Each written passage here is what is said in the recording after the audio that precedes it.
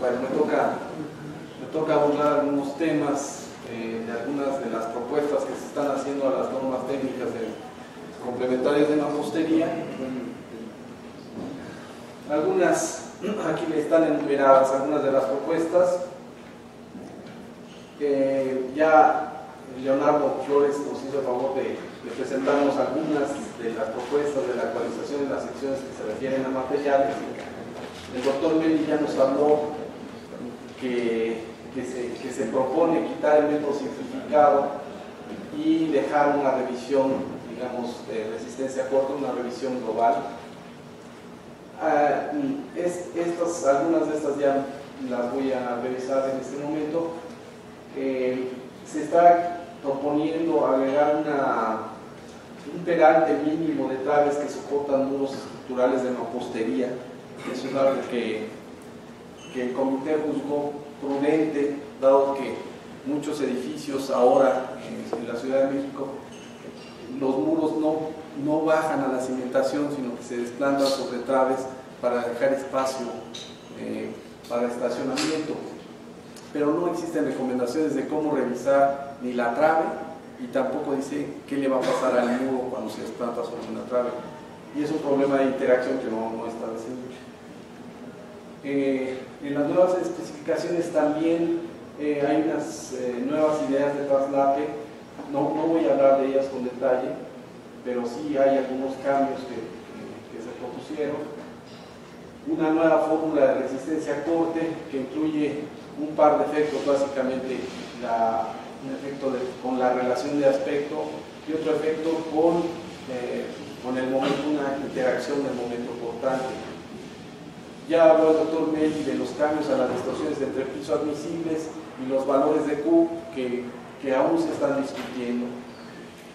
Se tiene un nuevo apéndice.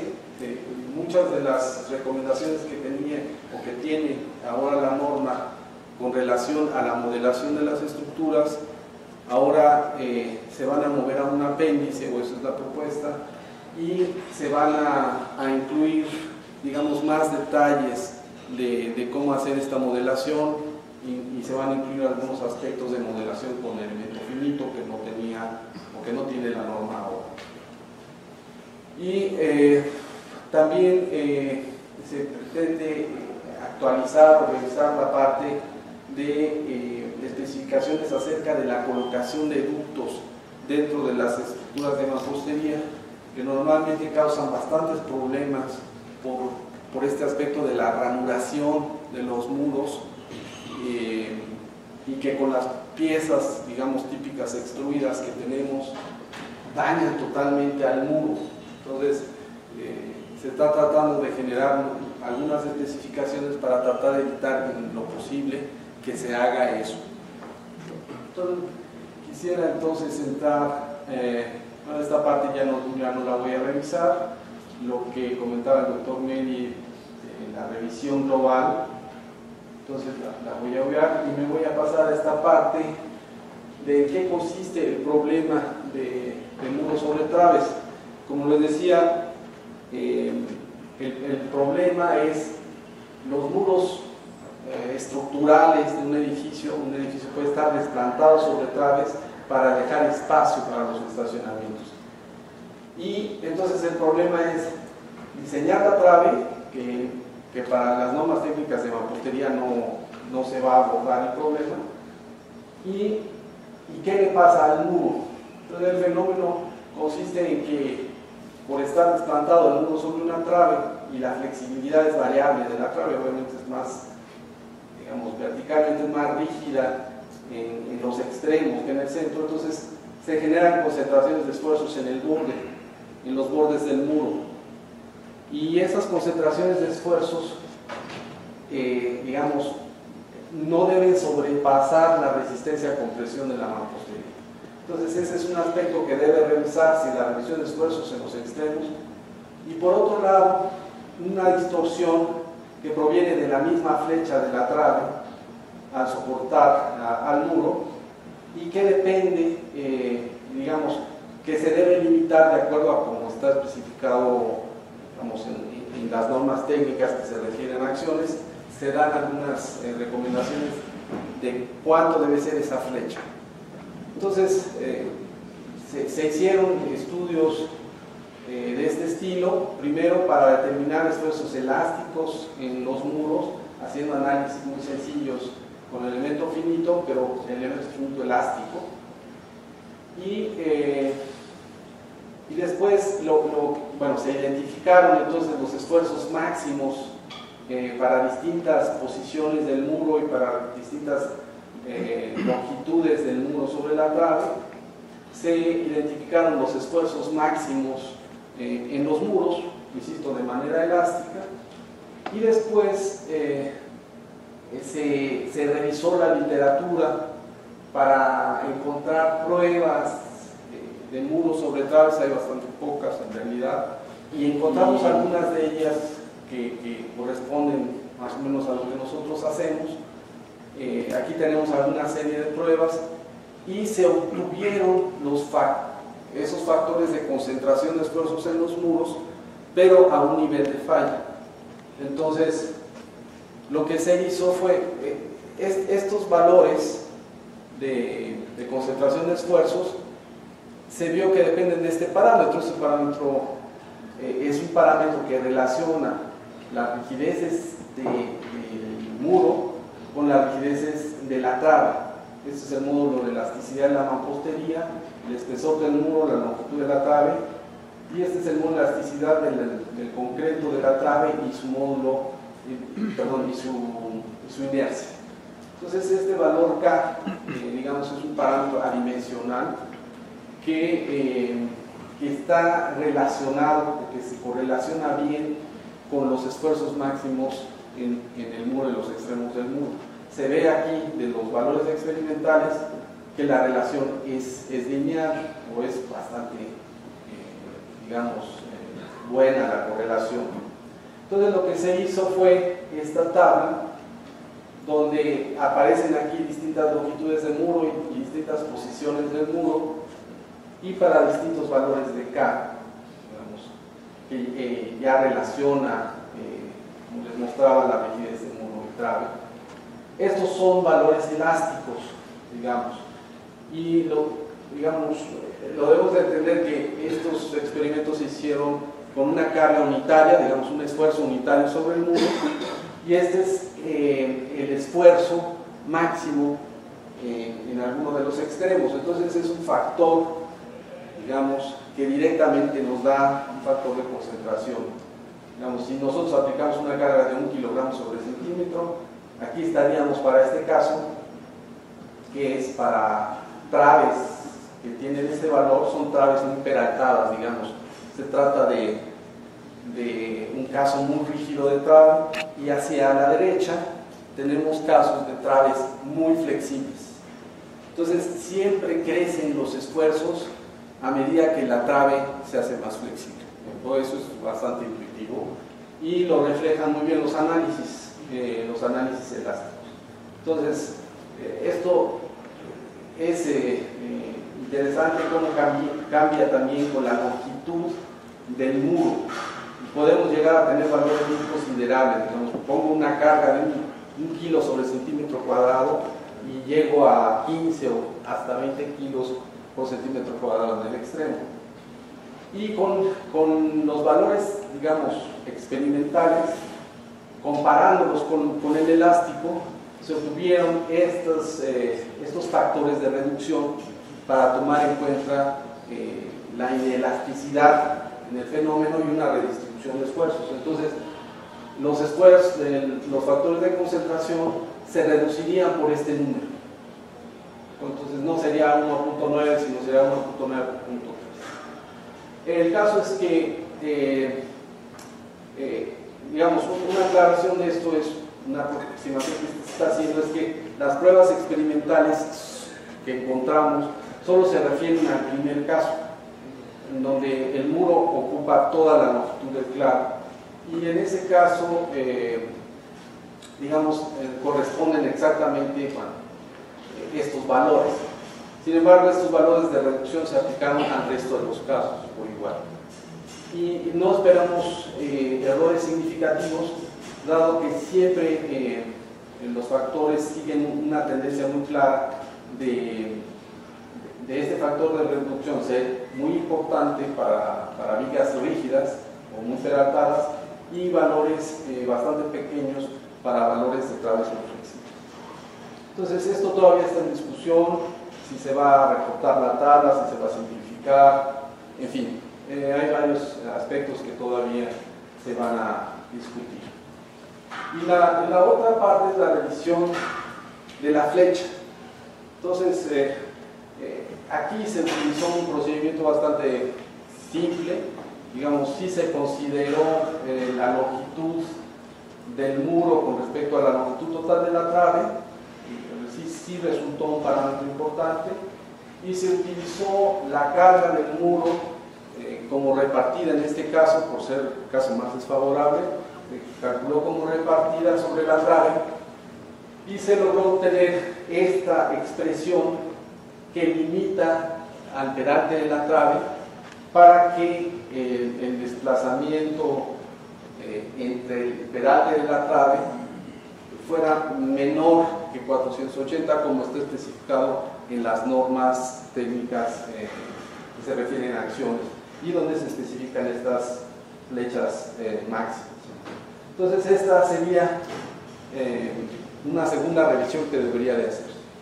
La idea es que el diseñador cuente con una forma más o menos sencilla de saber cómo proteger al muro, en este caso utilizando, digamos, el procedimiento consiste en determinar el peralte de la trave quizá con esta expresión y luego revisar los esfuerzos con la tabla, digamos, de esfuerzos máximos, ver si los esfuerzos en los extremos del muro no son excedidos. Entonces es un procedimiento que servirá como guía al diseñador. Actualmente en las obras se alcanza a ver los dos extremos del problema. Habrá quien ponga traves muy peraltadas, pero también habrá casos en los se observan casos en que los muros se desplantan sobre losas, que existen los dos casos. Y entonces, precisamente porque no existe ningún criterio reglamentario que más o menos regule en cuánto debe valer eso. Este es otro aspecto importante de la norma, una revisión de la fórmula de resistencia a corte de la mampostería, o sea, no es la contribución del refuerzo horizontal, sino solamente de la mampostería. Y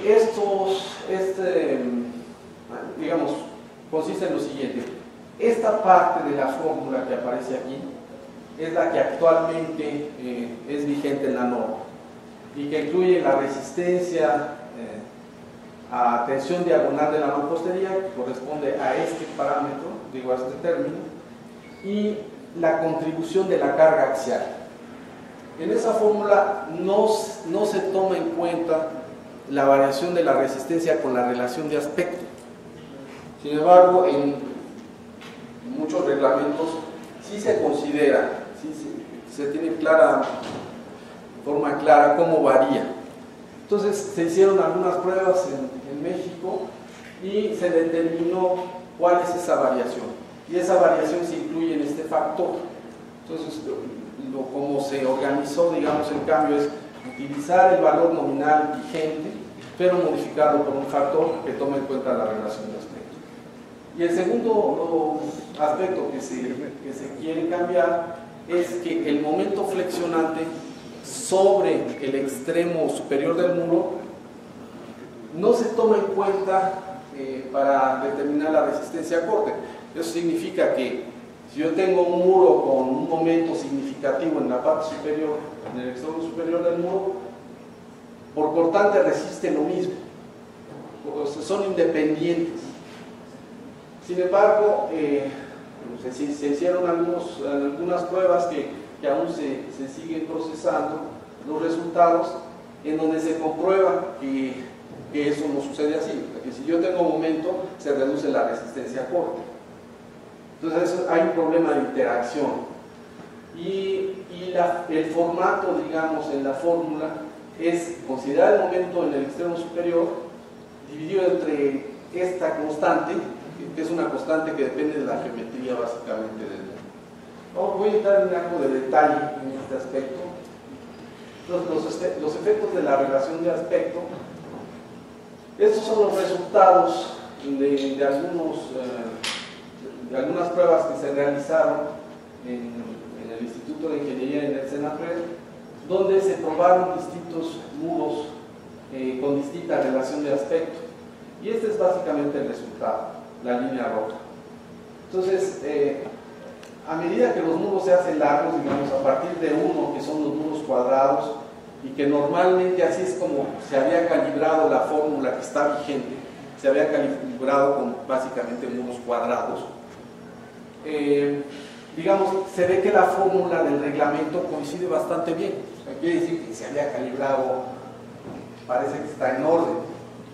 Sin embargo, a medida que se hicieron los muros más largos, la resistencia observada es bastante mayor a la que predice el reglamento vigente.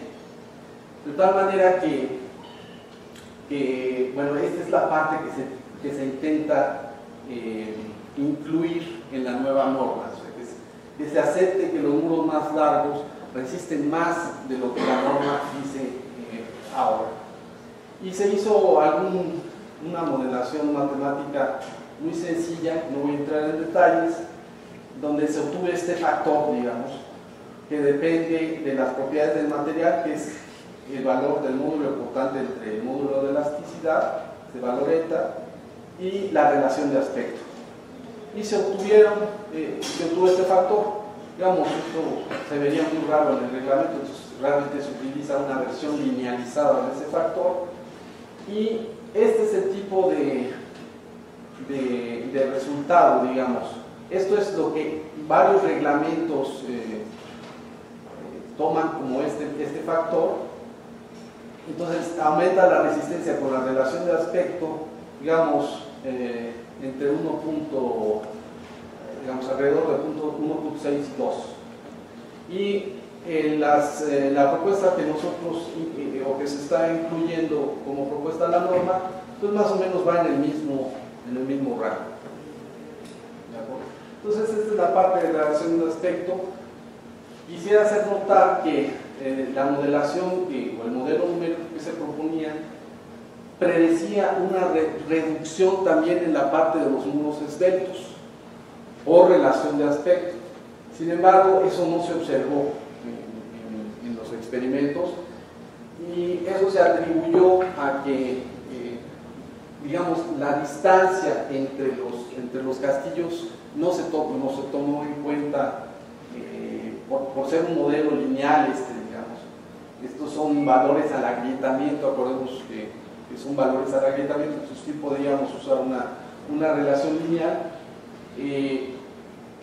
pero en esas expresiones no se toma en cuenta lo que le pasa al comportamiento del muro cuando la distancia entre los castillos varía significativamente. Y en ese caso lo que significó es que no se reduce como predeciría esta teoría. Y la otra componente es el efecto del momento flexionante. El momento flexionante, digamos, se trata de un muro que tiene momento en el extremo superior. Este efecto es más importante, obviamente, mientras es más, la altura de la estructura es mayor, y por eso nos interesaba, digamos, es de interés tratar de incluirlo para tratar un poco de robustecer el procedimiento que actualmente se tiene. También se hizo algunas hipótesis de tipo matemático, y se obtuvo una relación de cuánto se disminuye, digamos, sería el valor resultante al agrietamiento, ya tomando en cuenta el momento, y contra la relación contra el valor de la resistencia a corte que actualmente estipula la norma. Los parámetros que se seleccionaron nuevamente fueron la relación entre el módulo de corte y el módulo de elasticidad, la relación de aspecto, y ahora la cuantía, digamos, un parámetro adicional que nos dice cuánto momento hay. los resultados experimentales de algunos pares de muros que se probaron muestran aquí en verde muros que se probaron sin momento flexionante, digamos, a puro corte, y la línea azul incluye un momento. Entonces se ve claramente que cuando hay momento flexionante, digamos, efectivamente existe una interacción. No parece que no puede haber duda de que ese fenómeno se presenta. Entonces, digamos, lo que se está proponiendo es, digamos, que también está la predicción. Aquí la voy a mostrar cómo quedó finalmente. Entonces, esta es una comparación de lo que es la nueva fórmula contra la fórmula actual del reglamento. Entonces, si fueran iguales, todos los valores serían 1 para cualquier relación de aspecto. Entonces vemos que a partir de 1, pues se incluye un incremento en la resistencia, ¿verdad? Que puede llegar hasta 1.6 para muros realmente muy largos, y una reducción para los muros esbeltos. En eso básicamente consiste, digamos, la actualización que se está proponiendo. Y en el lado del momento, por cierto, aquí se muestra en punteado lo que correspondía a una reducción de la resistencia de los muros esbeltos con el factor F de área efectiva que aparece en las normas. Tenía esta variación, digamos, empezaba con una relación de aspecto 1.33, empezaba a reducirse drásticamente la resistencia. Aquí la resistencia empieza a reducirse en forma más paulatina con el momento flexional. Y digamos, para no extenderme mucho, esta es la parte del apéndice, algunos aspectos que se están incluyendo, que es la modelación con elemento finito, algunas restricciones en la modelación de los muros con columna ancha, que dice cuando, en las normas actuales, dice que para muros largos, pues el ingeniero debe usar su criterio para saber cuándo puede dividir un muro para efectos de modelación o no, pero no existía un criterio claro, digamos, eso era chamba del proyectista, y en realidad no existía digamos, alguna recomendación para hacerlo. Se hizo un estudio muy sencillo, digamos, modelando con 1 y 2 barras un muro largo, y se encontraron algunas limitaciones para cuándo eso es válido. En fin, varios detalles de la modelación, y como ya se incrementaron el número de recomendaciones para la modelación, se decidió mejor juntarlas todas en un apéndice para no hacer el cuerpo principal de la norma, digamos, demasiado detallado en estos aspectos. Y los aspectos de instalaciones, brevemente, se está admitiendo ahora que el ducto pueda colocarse dentro del castillo.